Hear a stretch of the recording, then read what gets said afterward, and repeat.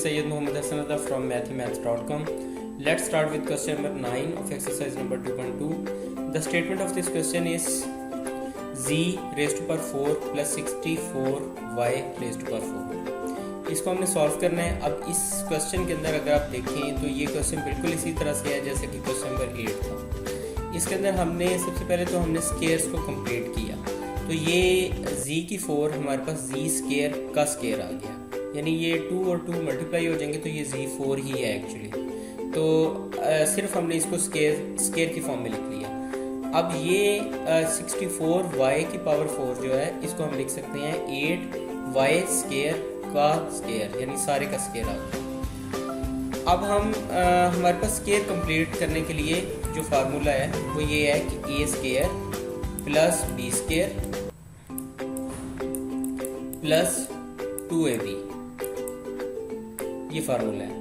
तो a square तो हमने ले लिया, b स्केयर भी हमने ले लिया, यानी ये हमारे पास a ये है, b ये है। तो अब हम साथ में 2ab को कंप्लीट करते हैं। तो 2ab यहाँ आएगा 2 इंटू a हमारे पास है z स्केयर और b हमारे पास है 8y स्केयर। तो ये हमारे पास यहाँ पे इस तरह से आ जाएगा माइनस। अच्छा, अब एक्चुअली हुआ कुछ ये कि हमारे पास क्वेश्चन था सिर्फ इतना सा, यानी z की पावर 4 और 64 y की पावर 4।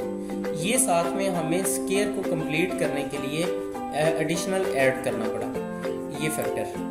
तो जो फैक्टर हम ऐड करेंगे उसी को हम सब्ट्रैक्ट भी कर देंगे ताकि इक्वेशन का बैलेंस रहे।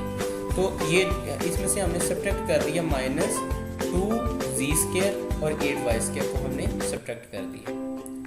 अब ये जो हमारे पास जो हमारा क्वेश्चन है, हम इतने वाले पार्ट को जो कि हमने स्केयर एक कंप्लीट किया है, इसको हम अलग से इस ब्रैकेट में एक साइड पे रख लेते हैं और ये हमारे पास आ जाएगा 8 multiplied by 2 16 y square and z square.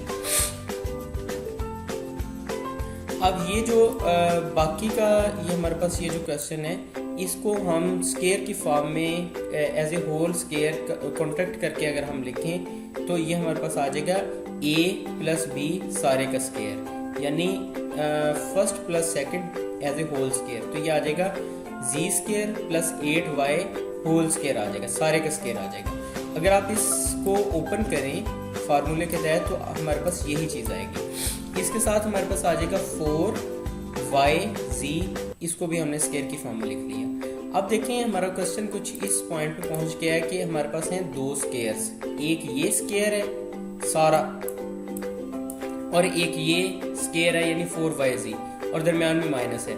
अगर दो स्केयर्स हो दरमियान में माइनस हो तो इसको हम एक दफ़ा ऐड करके यानी z square plus 8y square plus 4yz और z square plus 8y square minus 4yz इसके साथ आ जाएगा।